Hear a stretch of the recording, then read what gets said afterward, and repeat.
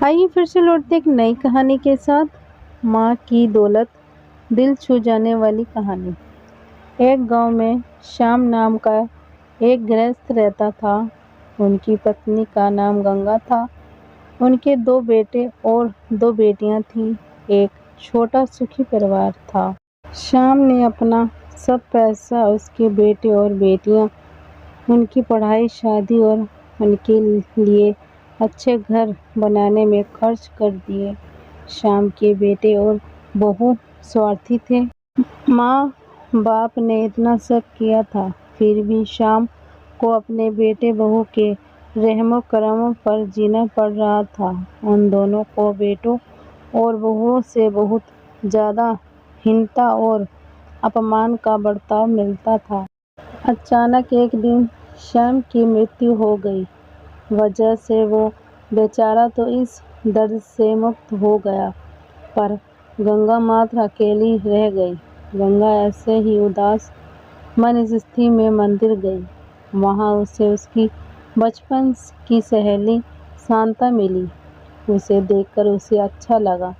गंगा को उदास देखकर शांता ने गंगा से उसके उदासी का कारण पूछा। गंगा ने अपने दुखी जीवन का सभी विवरण बताया। वह सब सुनकर शांता ने उसे गुप्त में कुछ तो कहा। वो सभी सुनकर गंगा को थोड़ा सा आधार मिला।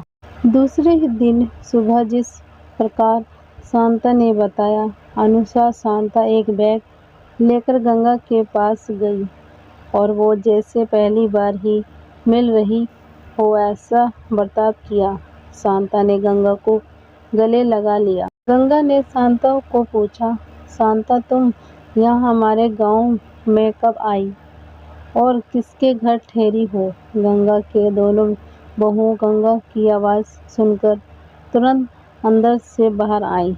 उन दोनों को देखकर शांता बोली, अरे मैं दूसरे घर पर कहाँ रहूं?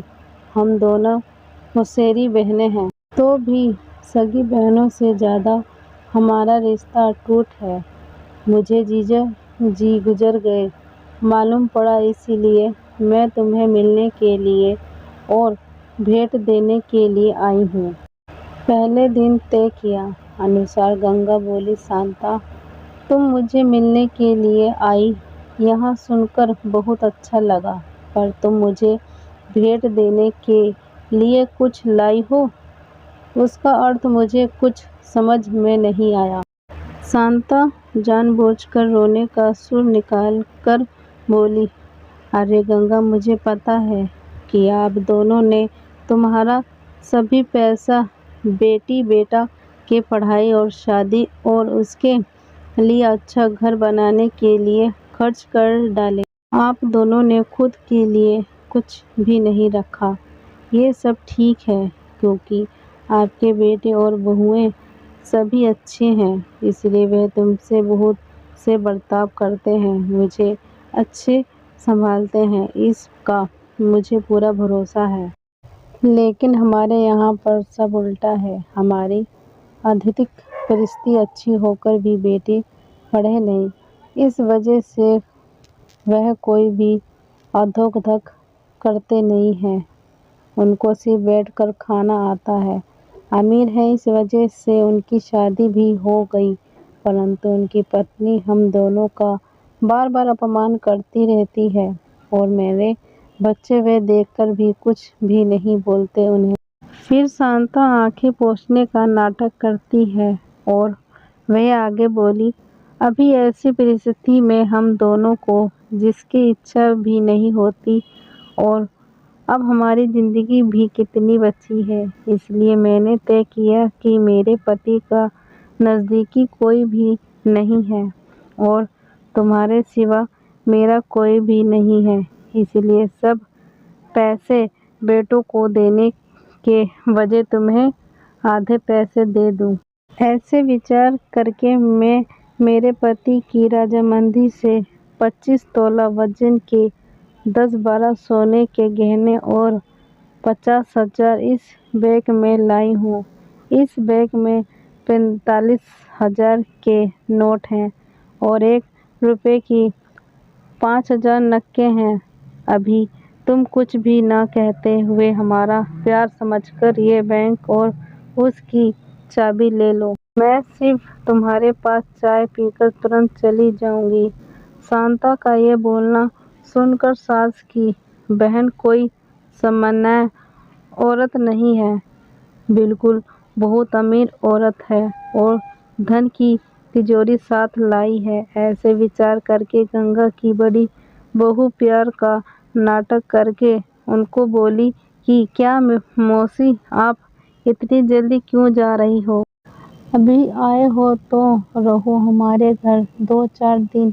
आपके बेटे और बहू भी नई पीढ़ी के हैं, इस वजह से आप उनकी तरफ ध्यान मत दीजिए। आप दोनों पति पत्नी ने अपना जीवन यशस्वी किया है, वैसे ही हमें भी उसके बारे में मार्गदर्शन दिया तो अच्छा होगा और कैसे जीवन जीना है हमें भी समझ में आ जाएगा। तभी शांता उसे बोली, मेरे पति के दोस्त आज प्लेन से रात को 12 बजे हमारे घर आने वाले हैं, इस वजह से मुझे जाना होगा। हर एक मनुष्य के जिंदगी में ऐसा प्रसंग आता ही आता है कि जिसकी वजह से उसकी आंखें खुलती है और वह मनुष्य समझदार होगा तो उसे मार्ग दिखता है। ऐसे बोलकर शांता चाय पीकर वहां से चली गई।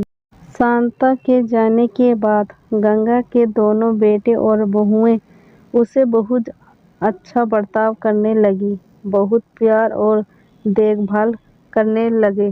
गंगा खाना खाने के बाद रात को अपने रूम में जाकर दरवाजे की कुंडी लगा देती। शांता ने दिखाए हुए पैसे पत्थर पर पीटकर बजाकर गिनती थी। नगड़ों का आवाज रात के समय स्पष्ट उन्हें बेटे और बहू को सुनाई देता था और उनका गंगा पर और ज्यादा प्यार बढ़ने लगता। ऐसा 5-6 महीने तक चलता रहा, लेकिन पैसे गिनने का काम मात्र खत्म नहीं हो रहा था और ये सिलसिला गंगा ने अपने मरने तक चालू रखा। गंगा के आखिर 6 साल खुशियों में बीते, परंतु एक दिन अचानक गंगा की मृत्यु हो गई।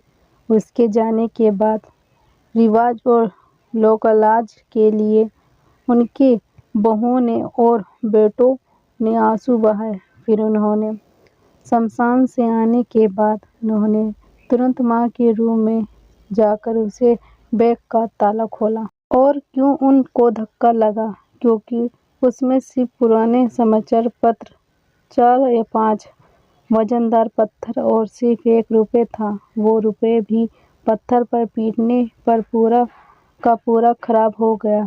वीडियो अच्छी लगी हो तो लाइक करना, शेयर करना, सब्सक्राइब करना, कमेंट करके जरूर बताना। धन्यवाद।